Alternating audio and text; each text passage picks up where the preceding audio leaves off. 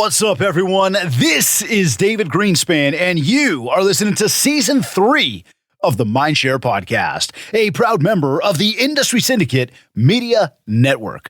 Additional podcasts are available at mindshare101.com and on all the major podcast platforms. This week's episode is sponsored by Kits Keep in Touch Systems. Kits offers a fully loaded cross-channel marketing suite for the real estate industry, including tools to help you manage your business, build mindshare, and drive even more sales. You can learn more on my site, mindshare101.com, by clicking on Marketing. Also, as you know, we are on a push to 100 reviews on iTunes, and so I would like to ask you, if you haven't yet, please take 2 minutes, go to iTunes, rate the show, leave a review. It really is that easy, and let me say thank you in advance. Today's episode is number 135.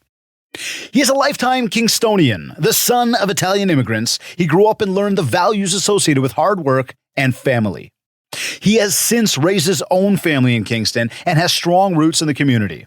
Now, 30 plus years in the real estate business, he is a respected, proven professional with a track record second to none. His knowledge and experience in all areas of real estate have served all of his loyal clients in good stead. With literally thousands of successful transactions, there are not many questions or situations he is not equipped to deal with. Residential sales, condominiums, investment, and multifamily, property management, and also commercial. He has been there, done that, and says he has all the t-shirts. His candid upfront approach to real estate eliminates the misconceptions, confusion, anxiety, and invariable disappointment that pervades today's real estate industry and culture. He is hands-on and oversees the process from start to finish, always there and always ready to help. This week on the show, I am joined by real estate broker Luca Andolfatto. Luca, welcome to the Mindshare Podcast. Hey, David. Thank you for having me. When you were describing me, I was wondering who the heck you were going to have as a guest on the show. I was going, oh my gosh, I felt like Rodney Dangerfield there for a second. Oh my goodness. That's amazing. That's amazing. You're definitely not sporting a Rodney Dangerfield t-shirt or shirt. That's for sure, eh? And you know what? I'm never going to change that picture because that was one of my best hair days. And the suit and the shirt and the thing, look, pocket square, everything was perfect. So I'm going to look like that in another 20 years anyway, so it doesn't really matter. So, buddy, aren't we always getting younger? Isn't that the way it goes, right? Exactly. That's good, man. No, I'm glad. I'm excited to have you here. I've been, I don't know if you've been watching the stories today, but I've been trying to pump it up and let everybody know that they better sit tight and hold on to their chairs for this one. So I'm excited about this combo. But no, seriously, I mean, you and I get to have a lot of one-on-one conversations a lot, and we get into wicked combo. But there's a lot of stuff that I believe is important to be able to share today and sort of bring out from you and let the audience hear this stuff and let people really soak it in and dissect it for their own 2 cents. But again, 30 plus years in the biz and having, accomplished all the things you have and are still going to, I think it's going to be, a great message today. So, I kind of want to start off with just, what's going on there right now? Like market, what is going on in the market right now here? Are we seeing a slowdown starting? No. So I mean, and I'll put some context to that. Actually, it's quite timely, this podcast, because yesterday, and then maybe some of the listeners, if they're realtors, tuned into it as well. MPAC hosted a webinar yesterday morning. So they had the MPAC fellow speaking, but the bigger points were addressed by the Korea economist. But truly, and no offense to him and all deference to his knowledge, but the guy that stood out for me was the Treb guy, the Jeepers, I even forget his name now, but he really drilled down into the trends and what's happening. And they pull up the graphs and they show this little blip where they say it might be sort of, tapering off a bit. I'm going to tell you this. Well, and I can't speak to other centers. I can only speak to Kingston, but we're still going full steam ahead. I mean, every now and again, week to week, and the first part of this week seems like maybe the same thing, where it's almost like there's a bit of a collective breath, a big inhale, and then boom, it starts running again. But there's still, I mean, I showed a property last night. They were holding offers till Saturday, and now because of all the activity, all the showings, and all the inquiries to say, well, your clients look at preemptive offers. They've moved up. They advanced the offer presentation date to tomorrow night at 6:00 instead of Saturday at 6:00 because the sellers were getting inundated and overwhelmed with the number of viewings. So it's gonna. So and again, it's price point driven, but I still see sales coming across our system, cracking $1 million, depending on where it is and what it is. So no, there's still activity happening here. Is it? Yeah. Sorry. No, go ahead. No. I mean, so for us, I mean, I've said this from day one, and I've said this even when you and I have our conversations. Listen, none of us are naive in thinking that this sort of frenzied marketplace can sustain itself. Goodness gracious, I wouldn't think so, but it's going to last a while longer. I mean, I think at least till the end of this year, possibly into the end of Q1. And so going back to, this fellow talking about the trends, the underlying principle, which has dominated this entire process, and COVID has only exacerbated it, is the decreased supply chain, like less inventory, and the sustained demand. And the demand is still there. And the demand is coming from a number of different areas. Let's not kid ourselves, right? And it's not first-time buyers. Yeah. It's people that now all of a sudden in your area, for instance, woke up today and said, oh, I just made another $100,000 winning the lottery, right? All of a sudden, my equity just went up another 50 grand or another 100 grand. And then, yes, and we've been inundated here with the flow from not only the GTA, but other centers, Ottawa, Montreal. And we've talked about this before. Kingston benefits hugely from its employment base, right? Because it's a lot of institutional work here, right? Mm-hmm. It's a lot of government-backed jobs, and no one lost their jobs during the pandemic, right? They all made money. They continue to make paychecks. They had nowhere to spend it, and now they're spending it, right? And they're upgrading, or they're selling their properties now and moving up if they want to move up, or they're moving to waterfront if they want to get waterfront. All those kinds of factors, right? And then the other interesting thing these guys touched on, though, which is something for the GTA as well, is the driver going forward, post-pandemic, is going to be the influx of interprovincial immigration and international immigration. And it's curious, the interprovincial immigration pre-COVID and during COVID has been all out west. It's all the BC. I was going to say, they're actually talking about the fact that the numbers in Ontario have actually been going down in terms of people are leaving Ontario. Correct. Yeah. I wonder. No. But you're right. But then what's going to happen is this post-COVID international immigration, because the trends were, and I didn't realize this, but pre-COVID, we'd hear of maybe 250, 300,000 immigrants per year coming to Canada. That had been escalating to like 200,000 per quarter pre-pandemic. So post-pandemic, they're going to say like, okay, so 250,000 this quarter, 250,000 next quarter. So now we're going to be talking maybe 1 million people immigrating to this country, potentially in a 12-month period, right? And where are they going? Because we haven't got enough place to put shovels in the ground. We know that we're having issues there's a lot of red tape around that. We know that some of the places that are saying that they're looking at are saying, no, go away. You're not putting a highway through here. You're not doing these things. Buzz seems to be that people are starting to talk about expropriation, and, they're going to have to at some point just because they're going to need the land. Yeah. I mean, when we look at the immigration numbers, to think that we're going to have a slowdown in the market, I mean, I think that once the doors open and we're allowing people to come back in, there's going to be money here. There's going to be people that have, dollars to spend, and they're going to need somewhere to live. Absolutely. And they're professionals too, right? Let's not kid ourselves. These people are professionals in their native countries, wherever they're coming from, and they're coming for, and let's understand this. Let's look at globally how countries fared through the pandemic. Well, Canada fared pretty good. Mm-hmm. And so people are looking around at their options globally of where you're going to go. Canada stands out pretty good, in terms of options, as far as if you want to start a new life and get in a stable country with a stable government and all those other factors. Well, you got that, and you got the fact that we've got the physical geography for people to live in, whereas there's countries where we've got, 1 billion people that have, the geography of Kingston or Toronto, which for 1 billion people is just not enough. Exactly. Yeah. So naturally, this becomes a place to go. So, okay, so let me ask you this then. We saw the recently. We've seen the bank regulators. We've seen CMHC. They're predicting a market decline. Like they're saying that it is coming in the next 6 to 24 months. We're going to see, rates go up to post at around 7%. We're going to see, a bunch of different things happening. But I want to use the word here and ask you, like, what's your prediction? Like, what are we in store for over the next 12 months? Kind of off the heels of what we just said, but I'm going to use the word. Luca, are we in a bubble and is it going to burst? Okay, I said I wouldn't use any profanity, but no. I remember the first time I asked you that question, and I'm like, oh man, I wish I had this recorded. You know what? I want to poke people with the needle that they think this bubble is going to burst with, because I want to poke them right in the forehead with it and say, no, it's not a bubble. Now, I mean, again, is this sustained frenzy going to continue? Probably not. I can't see it at these levels. But let's say it drops by half. Mm-hmm. We've just seen in our area, 35%, 40% increase, right? Appreciation in 1 year, right? Other centers, even more. So let's say it cuts by half and drops by half if someone says the air's coming out of it. Well, now we're at 20. Now we're at 15, which is still a strong double-digit appreciation. We might go back to a bit more of a balanced market, which I think everyone would appreciate.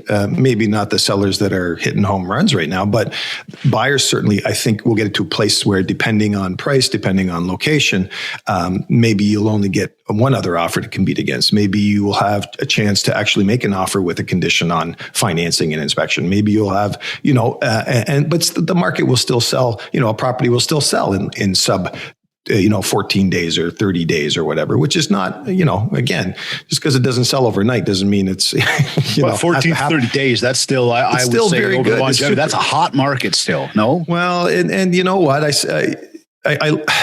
sadly, because I've done this for so freaking long, is, people forget. And that's where I get annoyed by these snippets of news taken out of context, and the government want to slow this down, and we've got to slow this down. Well, nobody remembers the 90s when I was selling houses, when if you had your house for sale for $300,000 and it took an average of 120 days house for sale. So your house has been on the market for 90 days. We've had a handful of showings, no offers. And then I bring somebody and says, yeah, he's been on for 90 days. He must be getting desperate now. I'll offer him 250 or I'll offer him 200. Yeah.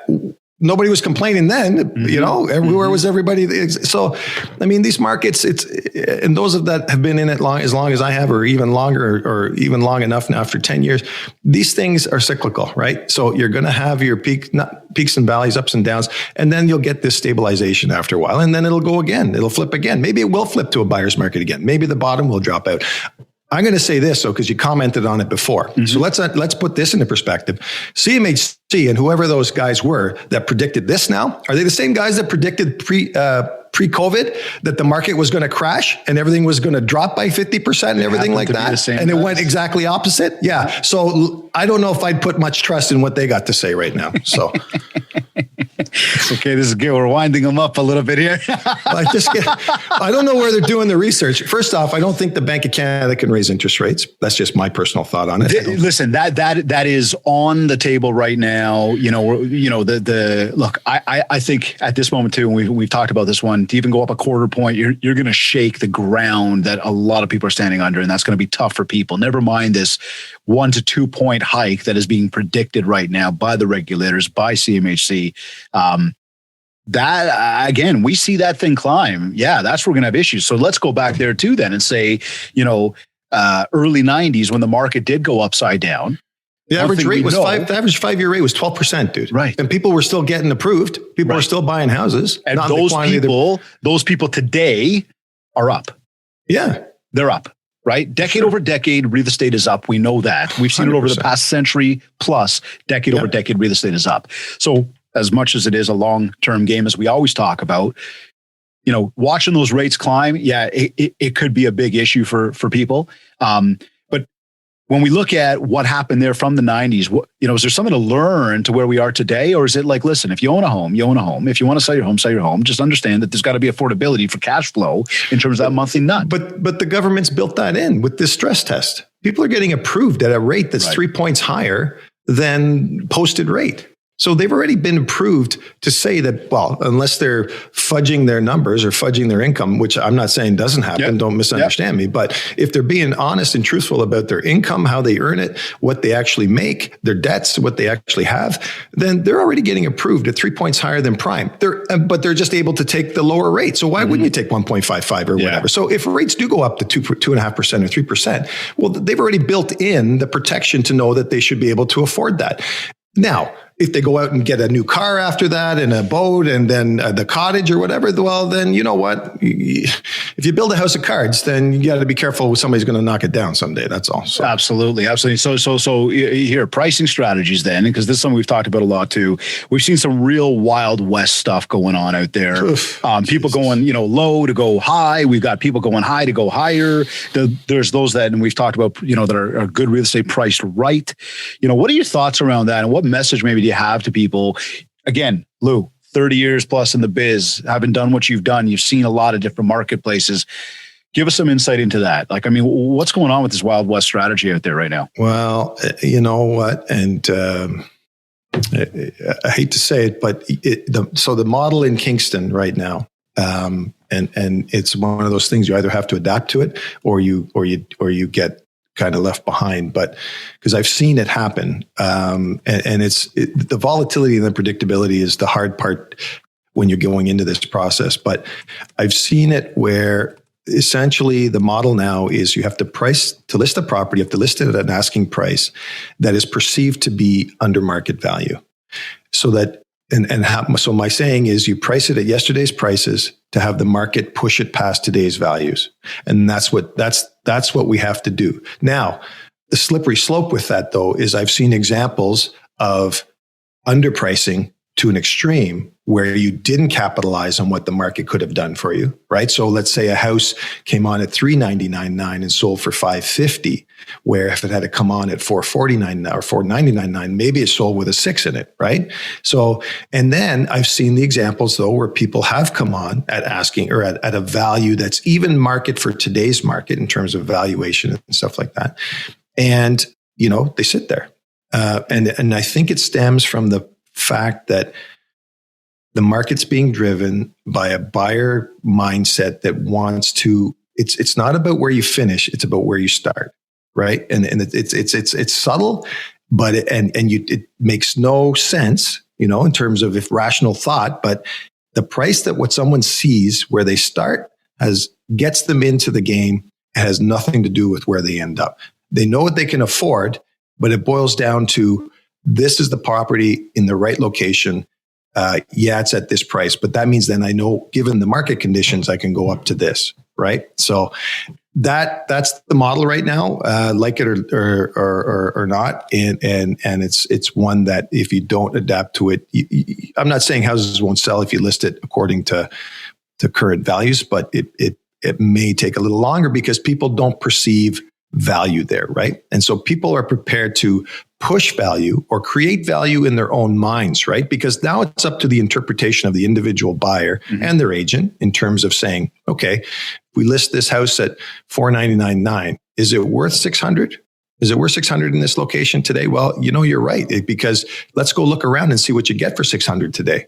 Yeah, okay, it's got this, it's got that, it doesn't have this, doesn't have that. But if I pay $600 for it, if I go looking at $600,000, now I'm getting into a whole different thing where, it's now at 600, maybe I got to pay 750, right? So it's already jacked me out of my spot, right? So perceived value then is something to be paying attention to right now. And it's not exactly. So we're almost saying then for the folks that are pricing it a little bit under value, it's almost, am I understanding correctly? It's almost strategically the right way to go about it. Absolutely. So that you can get the eyeballs and then you can push to that value you want to get to. Correct. Okay. Yes.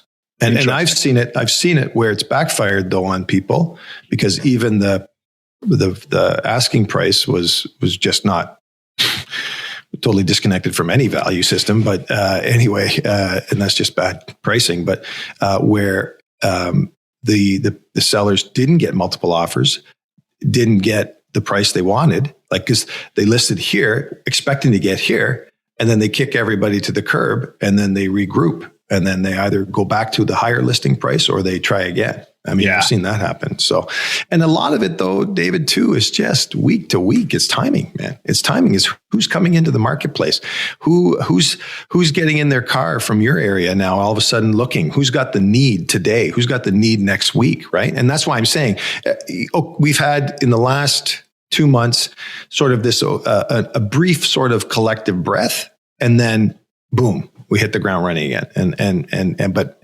we still have more people coming to Kingston than we can put in houses. So we're going to continue. I think that's something to take into consideration. There is the fact that although, like I can say that I think the smell test that I'm getting from the past probably 14 days in this market, coast to coast right now, is things were a little bit quieter, just slightly. And I think we're seeing a little bit more inventory hit the market.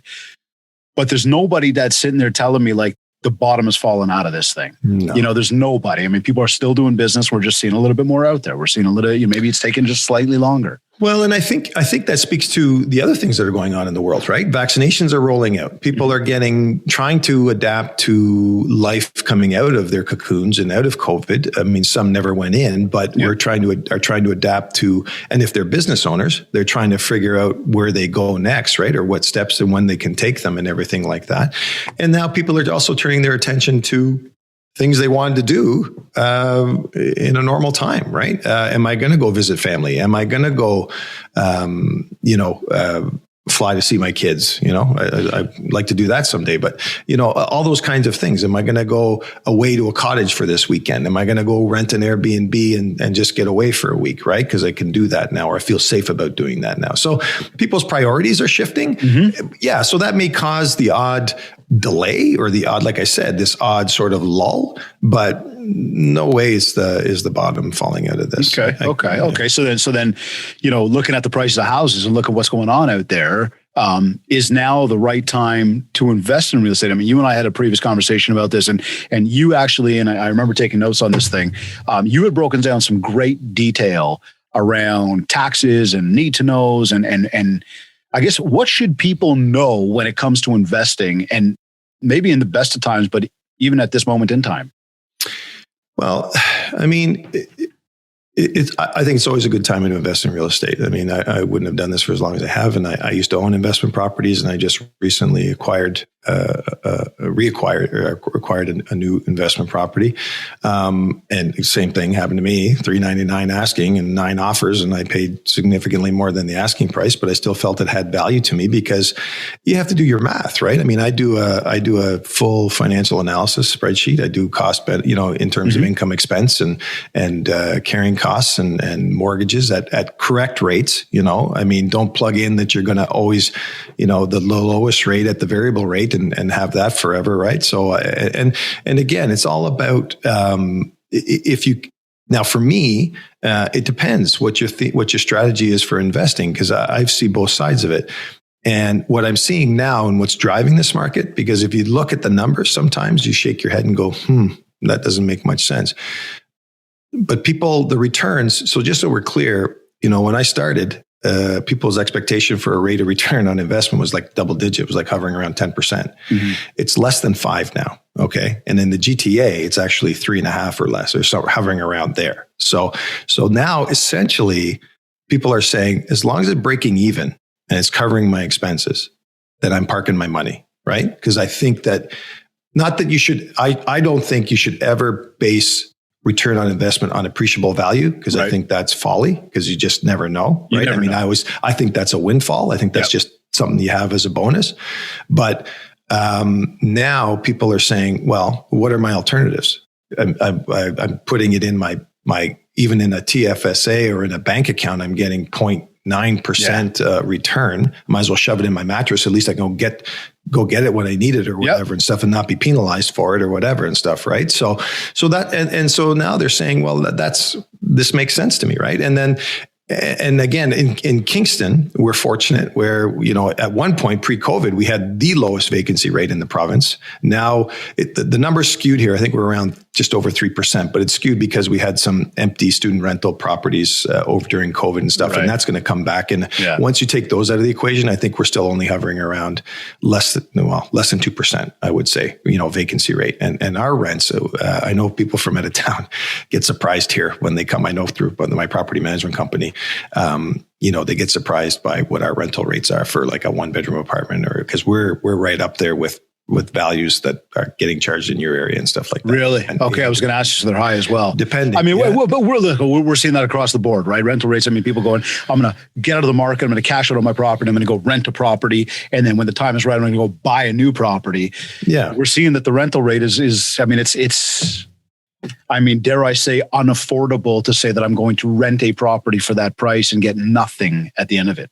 Yeah. A lot of money. Yeah, absolutely. You get a decent mortgage for some of those numbers. Right.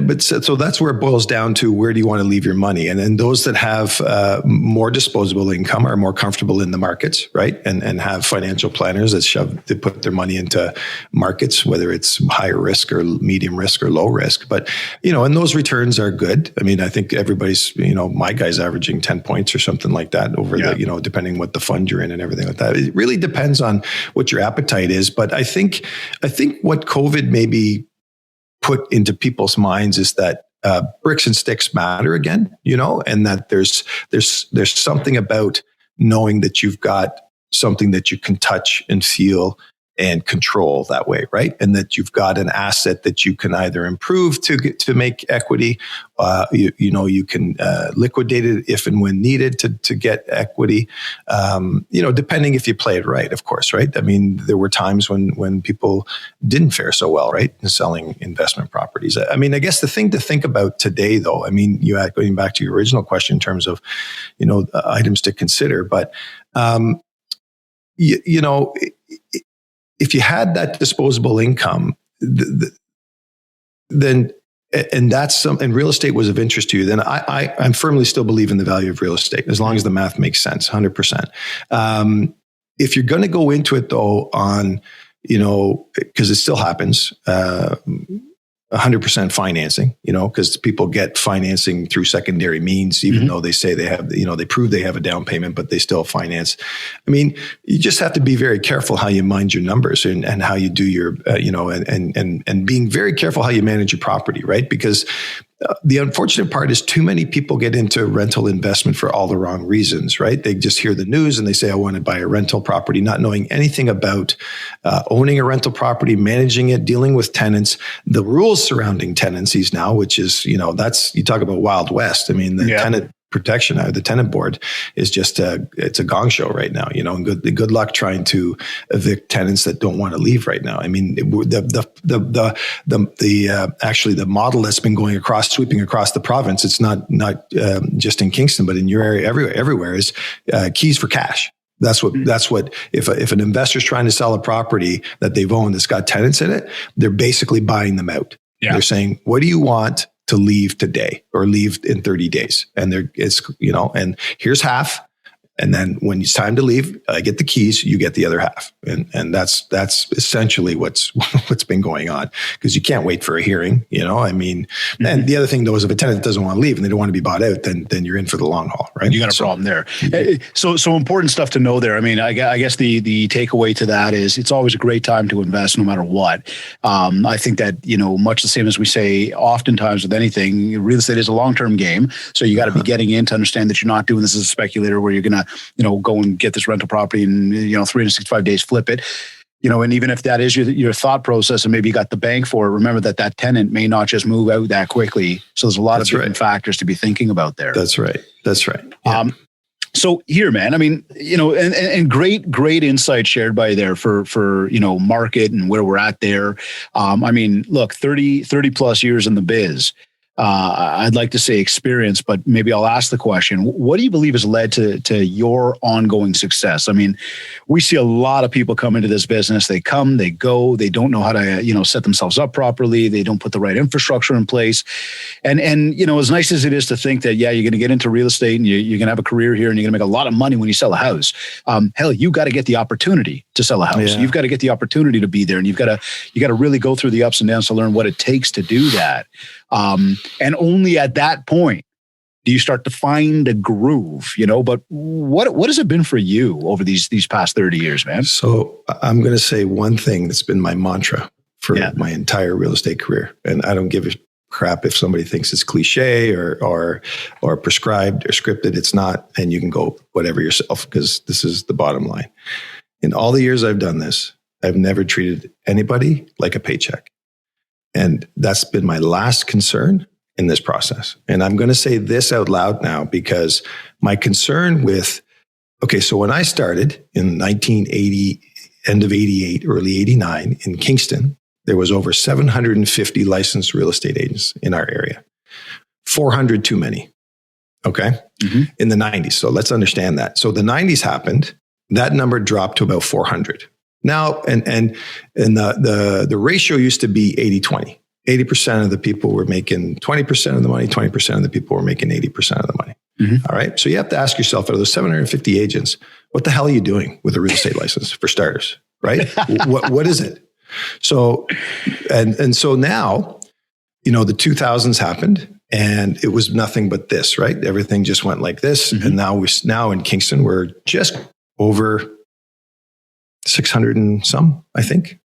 And the numbers are still rising. I see we have our database shows new agents coming on, and we've, every day or every week, there's a couple of new agents and stuff. So there's people getting into it. And it begs the question of why. And I dare say that some are getting into it for all the wrong reasons, for sure, because they're hearing these stories about, oh my God, it's, you just have to sell a couple of houses and you're going to get $50,000. Yeah, well, okay, that's great. And I'm not saying that doesn't happen, but, for all it still takes, you know me, personally, having the conversation we've had and the team that I've worked with and everything else, that it just doesn't happen that easy, right? It doesn't happen that easy. And you still need to learn your craft. You still need to be professional. You still need to know what you're talking about. And I still get frustrated with Aurea. And now, I think they've gotten better with this Humber College direction they've gone in and stuff, because honest to God, the agents that come out are deer in the headlights, man. Like that's fine. You went through all the courses and you learned how to draft an offer, and that I can tell you 100%, you put them in a real life situation. Hey man, I said this, I'll say this publicly right now. I've said this publicly, I'm sure before, and I told them straight before, this was years and years ago. I said, your entire process is flawed. I said, because yes, you're teaching people the legalities and the paperwork and the documentation to be able to get out there and write it up when it's time. Well, you got to get the opportunity to get there first. It doesn't just happen that you got your license and all of a sudden you start writing offers. Well, and in this market, it's just, I shudder to think of some of the advice or counsel that's being given when you're going into a multiple offer situation with 10 other offers on a property. And this is going to be your first deal.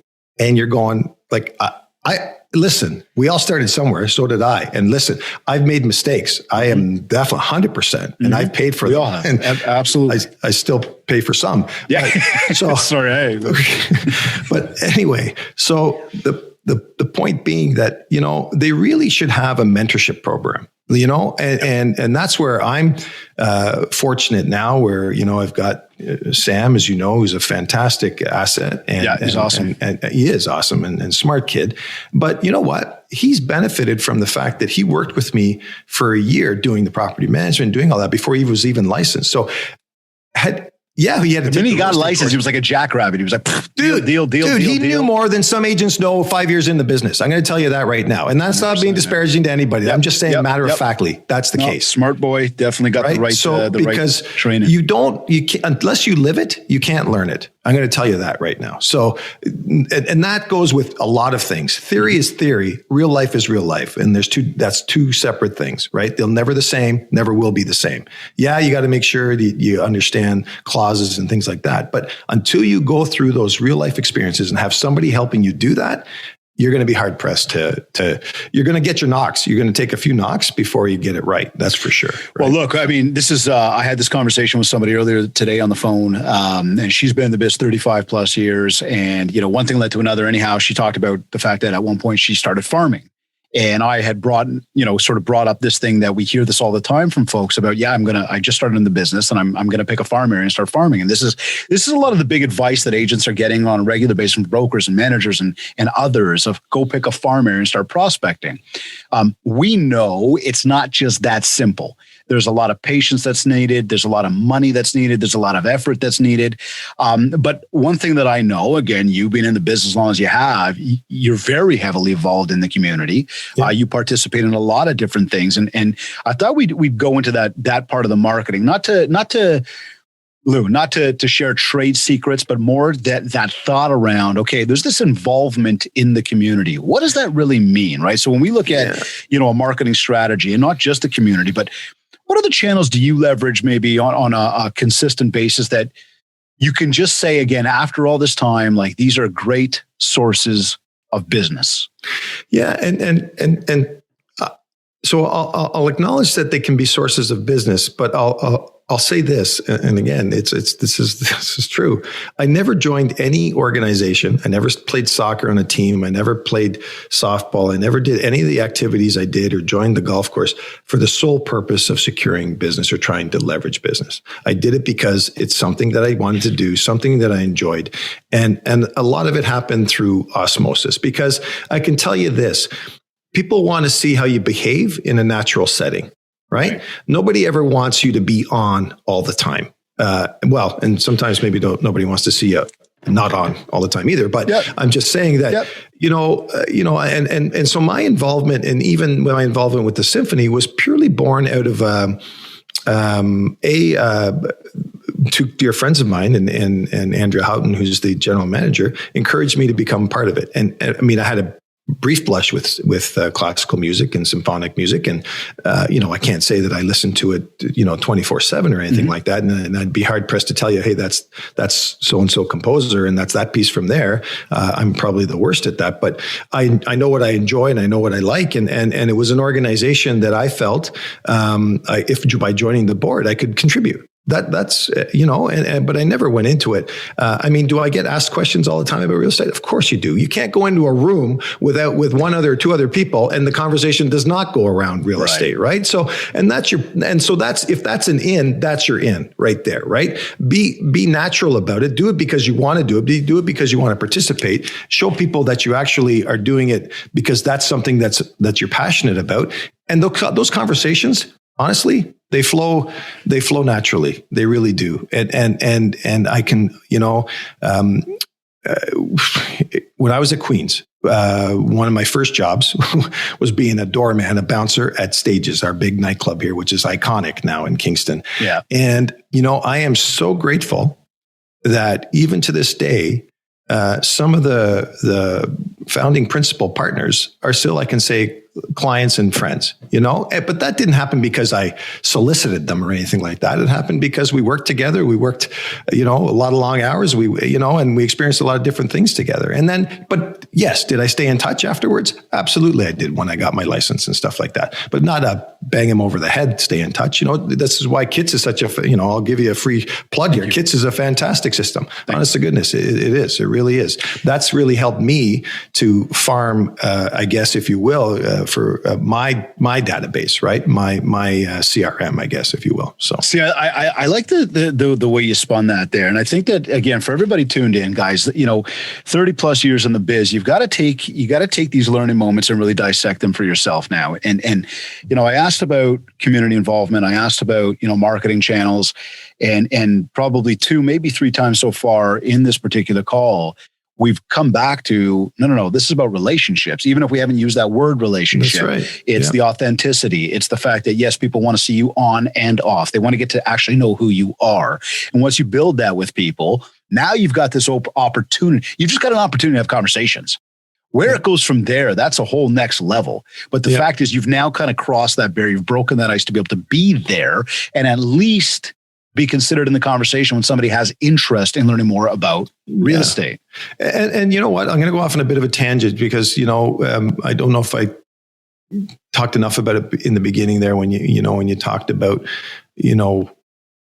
for what's made you successful for as long as I'm the first person to, success is not a description or an adjective that I take that I use for myself. I mean, success is measured in a whole lot of different ways. And I dare say there's a lot of areas in my life that I haven't been successful, but whatever. I mean, we're not going to get too deep into that rabbit hole. But my point being that, if you're a newer agent or even a year in the business or just getting your license or something like that, if you're going to do anything, because I counseled my team as well, and Sam and my former assistant too, not knowing something you should never be ashamed that you don't know something, but it's how everybody perceives things differently, right? So you should never be embarrassed or ashamed that you don't have the answer. Why should you have the answer? You haven't. There's no way you could have the answer.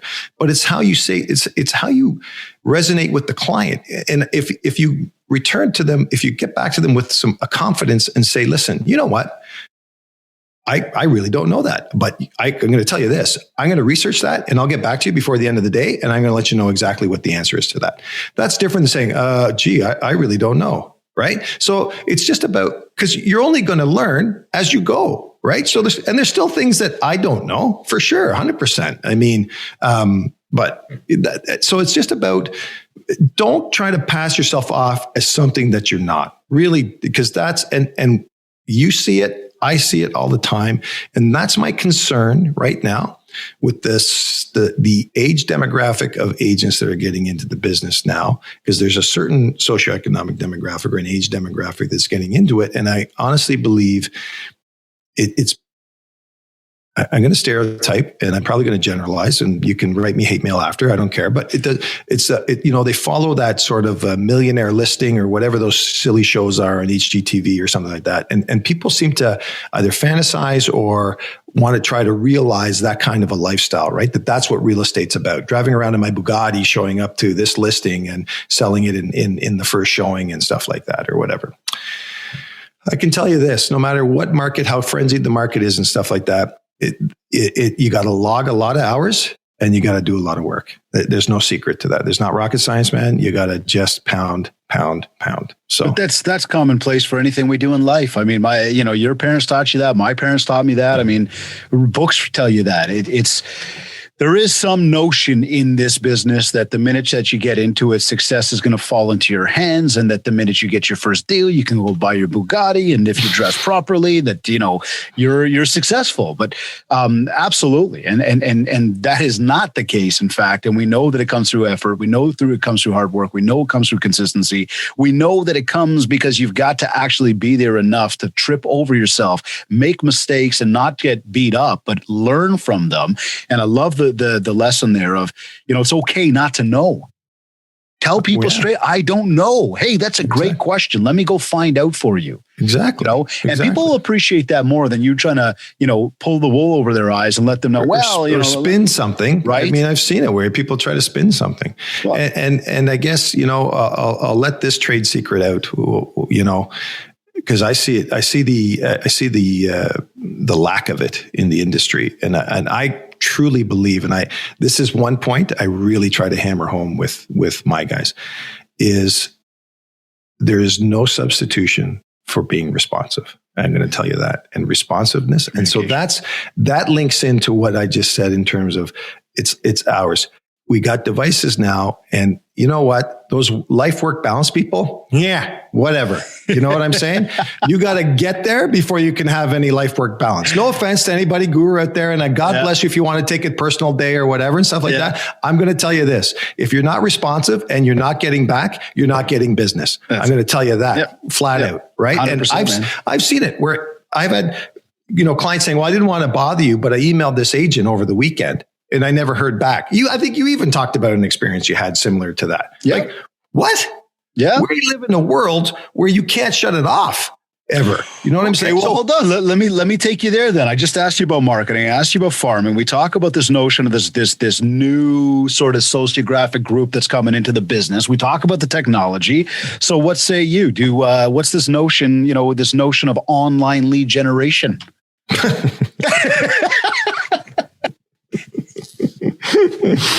Yeah, you casted that one right there. They got it. Yeah, I think that's a bunch of crap. To be honest with you, it's and sadly, I can live I lived through those experiences to talk about it. So I did go down drank the Kool-Aid and got, I'll say it, conned, I guess. And so, yeah, it's crap, man. The leads are, it's algorithms, it's people punching in information that really they aren't serious. They aren't qualified. They're not even pre-qualified. They're not even in your area, for goodness sakes. Half of these leads are people from wherever looking for wherever and stuff like that. So it's, you know what, if it's going to cost you, and I think some of them were expensive back even when I was doing it was like $2,500 a month or something. Anyway, it was crazy money I think you can spend on this stuff.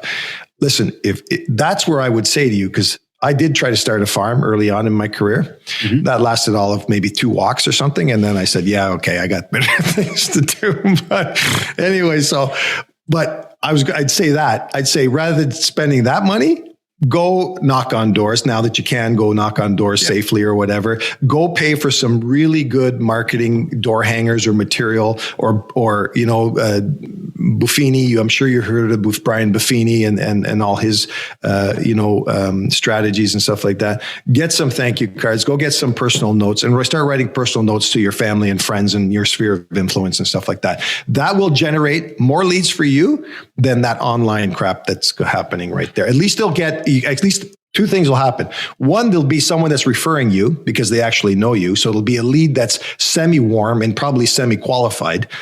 And rather than just, a name and an email and a random number with a whatever description. Yeah. So. Well, but you just said it. It's that referral network, right? This is the beauty of building the database. When you brought up kits before and working the contact list. I mean, look, the big play here, as we've talked about many times, and I always say this, but it's build up the contact list. It's your gold mine. This is where, if there's people out there that it would piss you off if they didn't work with you, they better be on your list. And if they're Absolutely. not, you can't get pissed off, or you can, but the only person to be pissed off about is the person you're looking at in the mirror. 100%. Right? Because otherwise you don't have it. That's right. Right? That's right. Yeah. So here, let's switch gears on this, because I think everybody here knows, and I think, getting a sense from it today, your referral network is your gold mine. That is where you're going to find your business. That's your lowest hanging fruit. That's where your relationships are built. That's where your authenticity. You are more comfortable with being who you are. It allows you to really connect with people, and then allows the open door for them to have that conversation around real estate, which could very well tie back to you. And quite frankly, this is the daily grind of the IPAs, the income producing activities, to build the mind share, right? Mm-hmm. So switching gears on that, I wanted to bring this up because you host a podcast as well, and I coined the term today, or today's topic was "This is the way it is." I totally stole the headline or the name of your podcast, but I thought it was fitting. But I wanted to tell us more. What's it all about, and what's the podcast all about, Luca? And the fact that you're selling real estate and as busy and successful as you are, why do you take the time to do a podcast? Good question. And I can't say that I came to it like that. I used to listen to podcasts. Actually, I found most of them, I'd start to listen and I'd turn them off. But it's one of those things where it was a form that I thought I could do well at, because I feel like I have things to say now, at 55 years old and 33, this is my 33rd year in the business. So that, I think I have things I can share. And not that I want to stand on a soapbox and yell at people. That's not what it's about. Some days. Yeah. But yeah, and especially after a glass of wine or two. But anyway, we recorded episode 31 yesterday with the mayor of Kingston, which to me, that's a pretty good feather in the cap. I mean, the fact that that he responded, B, that he wanted to be part of it. And so, and actually to be fair, in the beginning, it was mostly real estate related stuff. And I tried to move away from that as quickly as possible. Not to say that there aren't timely and topical things I'll talk about, but let's face it. The real estate is pretty boring crap. You know what I'm saying? That minutia of what's the best thing to do to sell your house, or how many 10 tips for doing whatever. There's so much regurgitated information out there in the world. Anybody can go on the internet now and find that crap. Nobody wants to hear it from me. What spin am I going to put on it that's going to make it sound like it's some new friggin' magic potion or something like that? So I tried to make it more about the community, more about what's happening in our community. And some of the guests have been fantastic. I had Karen Cross, who's the chair of the Chamber of Commerce couple of weeks ago. I had just a longtime friend of mine the other week. He's known as the coach in Kingston because he coached hockey, but he also was a radio personality and stuff like that. And we walked down memory lane. Like, what's your favorite haunt in Kingston? Or what, talking about stores that don't even exist anymore and stuff like that. So for me, it's about... You did one on a plane recently, didn't you? Yeah. So that was awesome. That was my client. He goes by Willie Dog. He started to get this dude. This guy's amassed a fortune selling hot dog carts and now mobile kitchens around the planet, like out of Napanee, Ontario, which is a community literally 20 minutes west of Kingston. So, and he has his own plane. And so he said, "Do you want to go flying?" And I messaged Ben, who's, does the recording for the podcast. I said, "I think we're going to record the podcast in the plane. Wasn't that a good idea?" He goes, "Yeah, that's an absolutely good idea." So we flew for like 5,000 feet and flew around the 1,000 islands and came back, and it was awesome. So that's awesome. For me, it's about just experiences. But it's also about providing insights to those that want to listen about our community and about what's going on, and hearing it without any filters or layers. You know what I'm saying? Because unfortunately, even the news has perspective and context and is jaded to certain extents, right? Because everybody wants to send you a message the way they want you to hear it, right? And for me, and that's how getting back to, I've never treated anybody like a paycheck, but I also tell everybody what they need to hear, not what they want to hear. Some people go along with it. I've had others that really don't. And so then you have to decide how you're going to react to that and what you choose to do or not. But so for me, it's just about telling people literally the way it is. Like, this is what's going on. No filters, no pretext, no preconceptions or anything else. And so, and it's, It's available on iTunes. People can catch that. I think there's a link on your website. That's right. Instagram they can follow. So for everybody, check it out. Again, it's called The Way It Is. Make sure you tune in. Luca, I'm going to tell everybody, is being very subdued right now today. He's been very, very subdued. But by all means, it's great information. Now, Lou, you've been building a team for the past little while, and you've got a number of different facets within the moving parts of your team. And I guess without breaking all that stuff down, more, I guess the question would be here, because there's a lot of people that want to build a team. There's people that want to build a team just like they want to get that Bugatti because it's just the thing to do in real estate rather than, the necessity of building it. But what are maybe the most important point or some important, message or points that people need to know when it comes to actually, pursuing this thing and building it out where it's not just you as an individual? Yeah, well, geez. So, and I've had various iterations of teams. I mean, the most success I've had in real estate was when I was partnered with Holly, my partner, she, we had administrators and we had licensed assistants, and it's always a learning curve. And now I guess I'm fortunate to have had those lessons in terms of what went right and what went wrong. And today for me, this team now is going to be about a succession plan for me. A bit of an exit strategy. Not that I think I could ever retire because, I like golf, but I wouldn't want to play it every day. That's for sure. I'm not that good at it to do that every day. That's for sure. But, and so for me though, it's about that mentoring. It's about imparting the knowledge and the experiences that I've had now, like to Sam and to whoever else comes on. And it's about, carrying on a brand. And so you got to get that mindset. And so, because there's teams that everybody does it differently, right? Mm-hmm. And so that's where I still like to be, not that I want to micromanage, but I still want to be involved in all the correspondences, in all the conversations, or at least have the initial conversations, because it's still me. It's still my name. It's still my brand. And they're still my clients. You know what I'm saying? For the most part, a lot of these clients, their buyers or whoever are getting referred out, and they still expect me to be involved. And they still, I'll tell you what, I've spoiled so many people for so many years that the level of expectations and of service that they're going to get is pretty darn high. So, I got to make sure that those standards are met. And when they're not, I got to make sure that I either clean it up or I'm there to catch the fallout, right? Or something like that. So, so if you're thinking about starting a team, I guess you really have to find those that are going to be like-minded and really buy into the concept of wanting to be on a team and why. And I've had this assistants that have stayed for a year, and invariably they see, oh, well, you know, they're making all this money and they're doing it off of me, and I'm going to go out and be a superstar. And I've never begrudged anybody or stood in anybody's way. If you want to go cut your path in the world, God bless you, go fill your boots, man. I've never stopped anybody from doing that.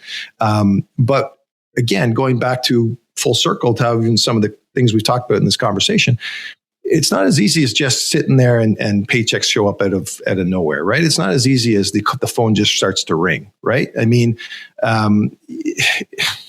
it's time, it's effort, it's all those relationships that you've built. It's all about knowing that when those clients think about real estate, that your name is going to be the one that they're going to think about, and then they're going to call you first, right? I get lots of clients that call me every day just for a consultation, or not even consult, like they just have a question about something. Well, what about this, or what about that? Whether it's property management related, whether it's real estate related, whether it's market related, whatever. But they're thinking real estate. They're thinking about you. That's right. That's the person, because I've built with them that trust and that we call it mind share. Mind share, right? And well, that they trust me to be the expert and to know what that I'm the person they need to get that advice from. So so if you're going to do that, and then the whole reason you're going to build a team, let's understand this too, shouldn't be just about increasing volume in the bottom line.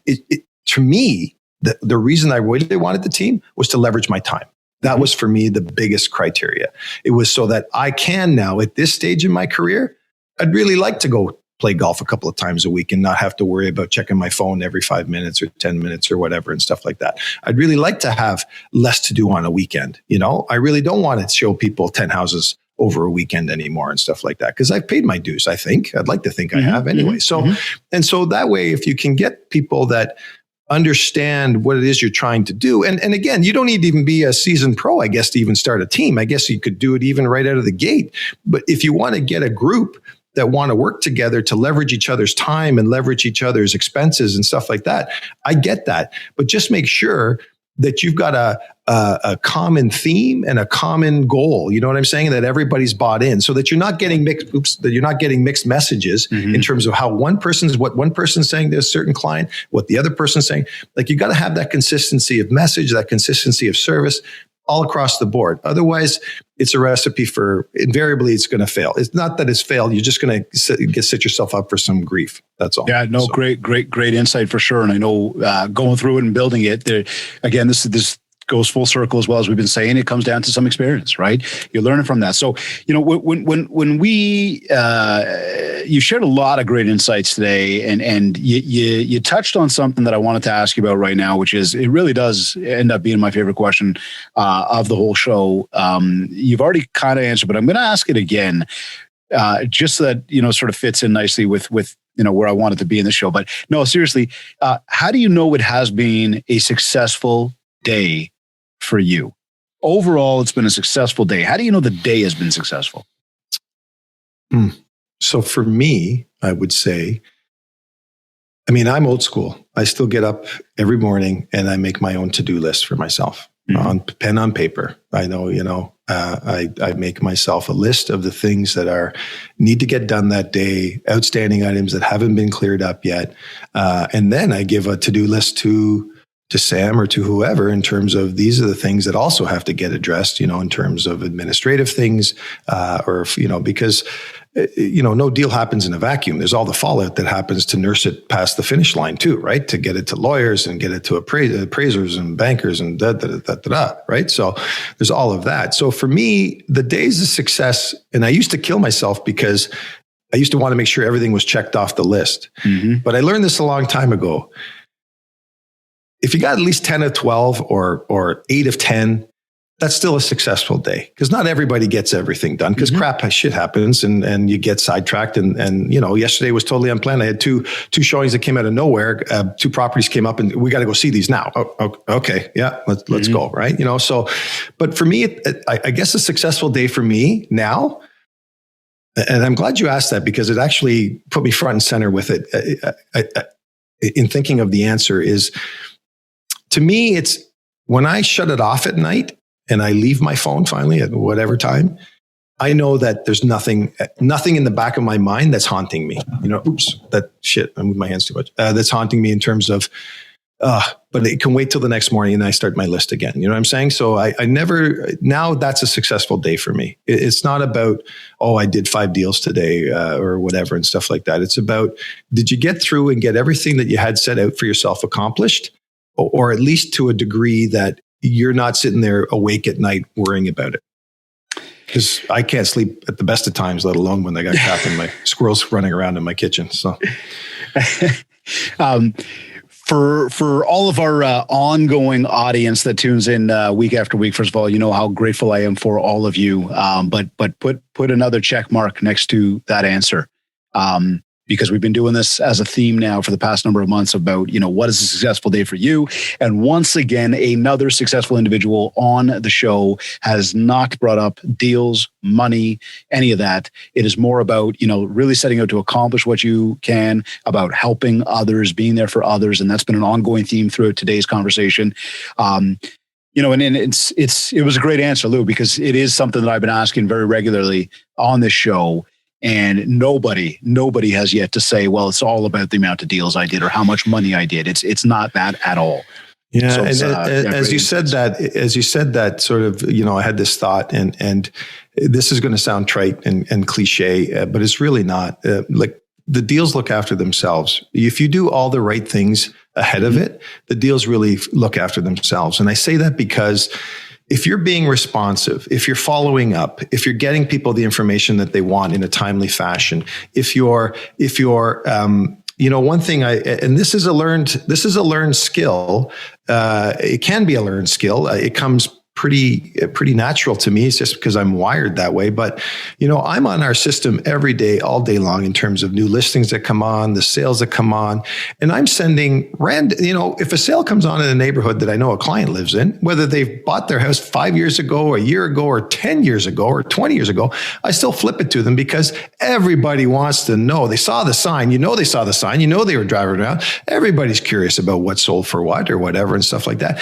And it's amazing how those because it takes 10 seconds, click, send, and you'll get a response. Hey, thanks for sending that. I appreciate that, or whatever. And then next thing you know, like I said, the deal takes care of itself because the next thing you know, the phone's going to ring to say, I think we should put this on the market, or I think we should go look at that, or whatever. Or, you know what, so-and-so is looking for a house. I'm going to give them your name and number. Fantastic. You know what I'm saying? So that's where you do take care of again, it sounds trite, it sounds cliche, but truly you take care of the important small things and the things that matter. The rest of it just follows. It has to follow. And it may not happen right away. So don't get discouraged. That's the other thing. Because too many people, I'm telling you right now, if I didn't live at home when I started in real estate, I would have been on the street, man. Mm-hmm. Like I thank God I was able to live at home and take advantage of free room and board or whatever, and God,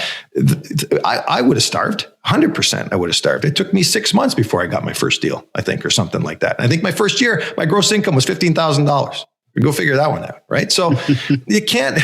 A long ways away. For those that happen overnight, fantastic. But just know then when you burn out your immediate flame, because that happens, right? Everybody comes out of the gate and they burn it out, right? They burn that candle because they got you. I'm your uncle. I'm your brother. I'm your sister. Or I'm your cousin. And they burn through that, right? So let's say you knock 6 out of the park in your first whatever in real estate. Fantastic. Well, and then all of a sudden you wake up, okay, what's next?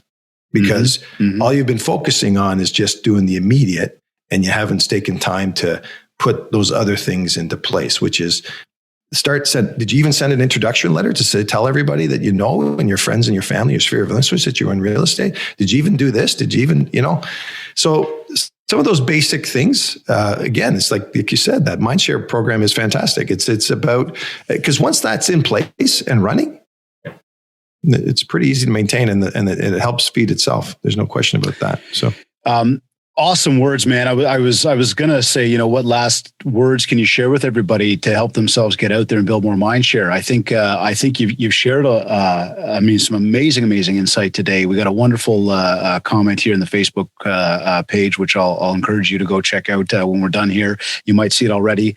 We've had some good feedback from our mind share masters today as well. Is there anything in terms of maybe last words or tips you want to share with people just before we take off today? Well, I guess I'll be fairly, philosophical now, I guess, or whatever. But, for those that are real estate agents that are listening,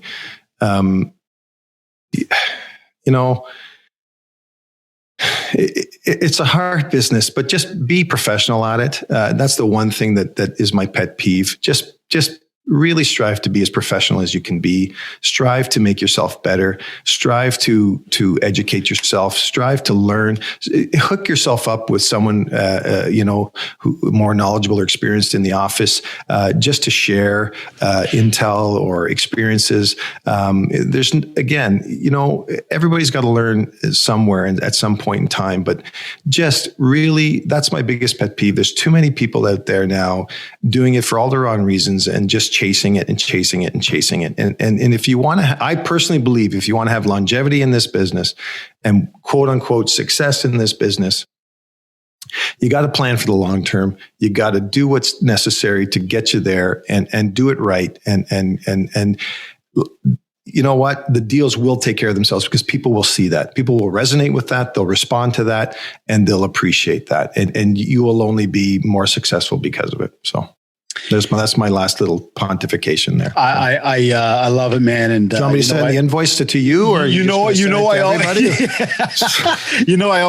the pontifications.